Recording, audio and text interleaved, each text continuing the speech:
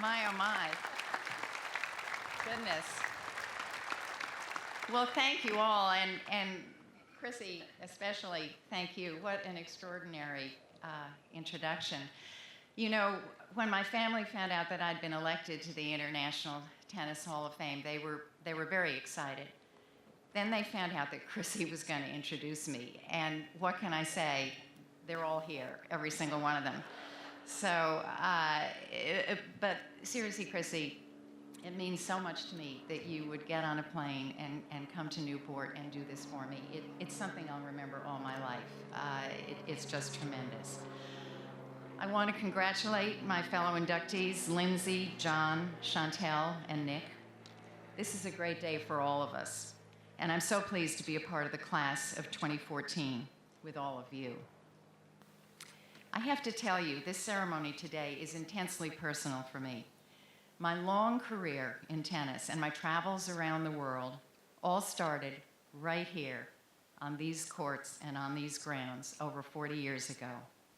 I vividly remember my first visit here in 1977, walking in off Bellevue Avenue through the arch, as all of you did today, and being overcome by the magic of the place.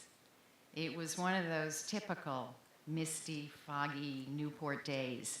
But as a cloud lifted and I could see the shingle buildings and the grass court, I was convinced the clock had turned back 100 years to the 1880s and the early days of tennis. But what I couldn't see right away on that misty day was what terrible shape the place was in back then. I mean, the balconies weren't safe. There was plaster falling in many of the rooms. The staircases were all roped off because there were treads that were missing. In a word, it was falling down. But look at it today. Look at it today. This is the real magic. It's absolutely as good or better than it was when it first opened in 1880, and the first U.S. championships were played the next year on these very courts.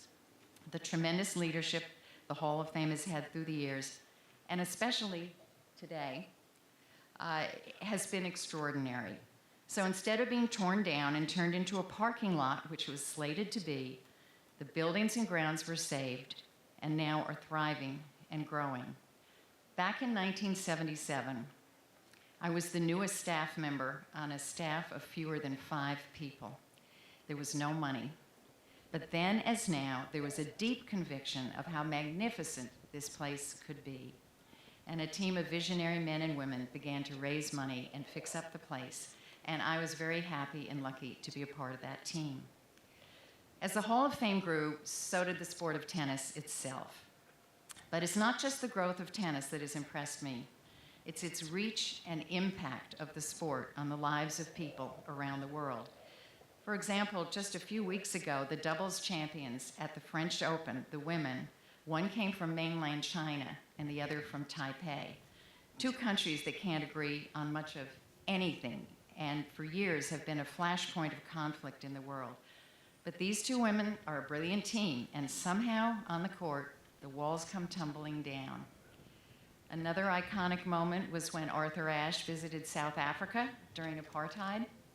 He fought for 4 years to get a visa, finally went in 1973 over the objections of many in this country and in South Africa. At the time, Arthur said, "We must reach out our hand in friendship and dignity, both to those who would befriend us and those who would be our enemy."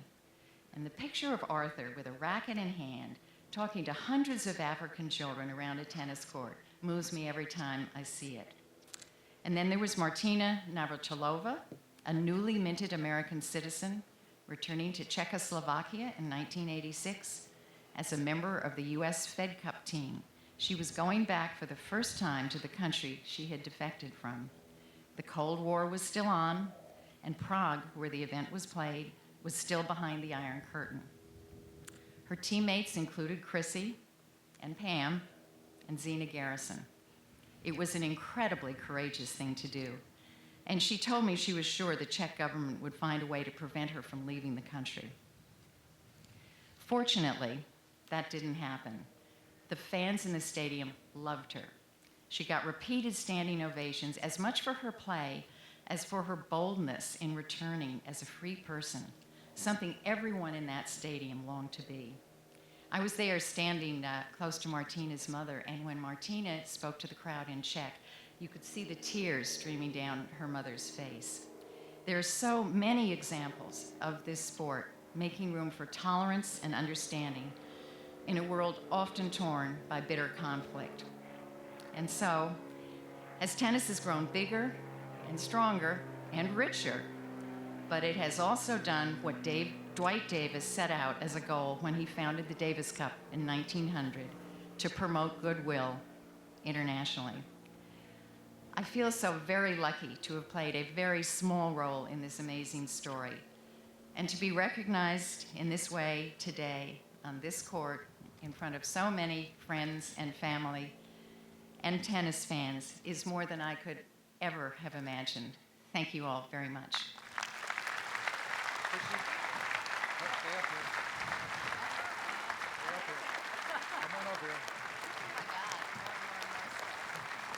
Ladies and gentlemen,